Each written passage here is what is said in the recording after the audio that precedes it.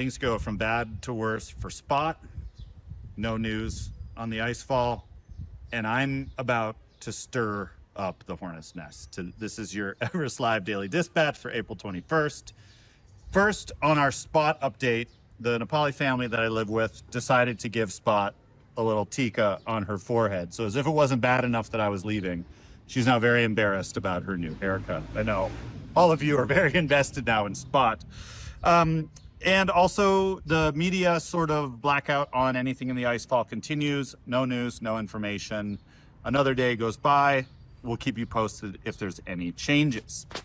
So I just got back from interviewing Steffi Troguet, who's been trying to climb all 14 8,000 meter peaks without oxygen. It's a quest she's been on since 2019.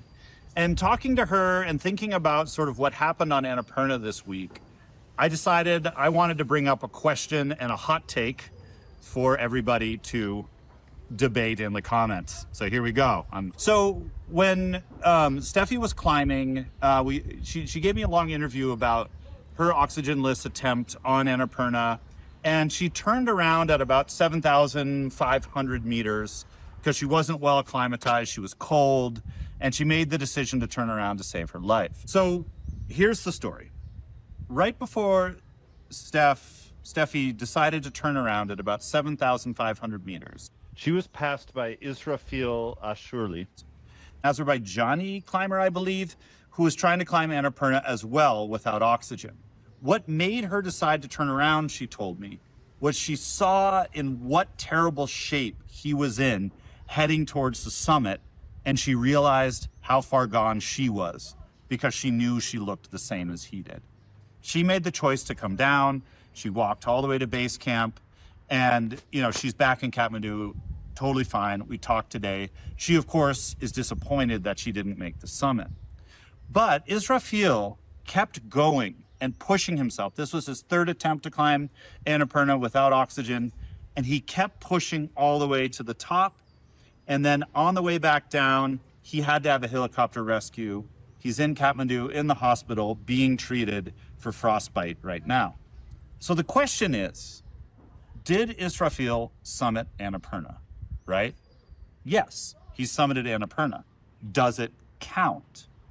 This is where the debate starts. According to the Himalayan database, because he had a helicopter assist with his descent, his climb gets an asterisk on the side of it that said, yes, he summited, but he had a helicopter assist. According to some other people, you make it to the top, you make it to the top. That's good enough. Many other people also feel, like Steffi does, that a true climb is from base camp to base camp. So I want to hear what you all think. What counts as a climb? Does it actually matter? Who cares, right? This stuff I find fascinating about Mount Everest. One of the things, what I was trying to think about how to tell this story. One of the things I was thinking about is if a pole vaulter is trying to set the world record and they make it over, the top pole, but their pole vaulting pole knocks it off on the way down, they don't get the record, right? Even though their body did clear the objective. The reason that everybody knows that is because the rules are set from the beginning. High school pole vaulters and Olympic pole vaulters follow more or less the same rules. Climbing is attractive because there are no rules. But now we live in this era of records. We live in this era where for climbers like Steffi, to make a living, to keep their sponsorships, they need to hit the summit.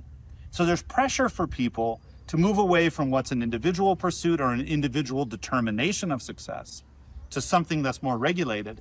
But those regulators here don't really exist. You've got databases, you have people who are sort of authenticators, but ultimately the summit comes down to what you believe.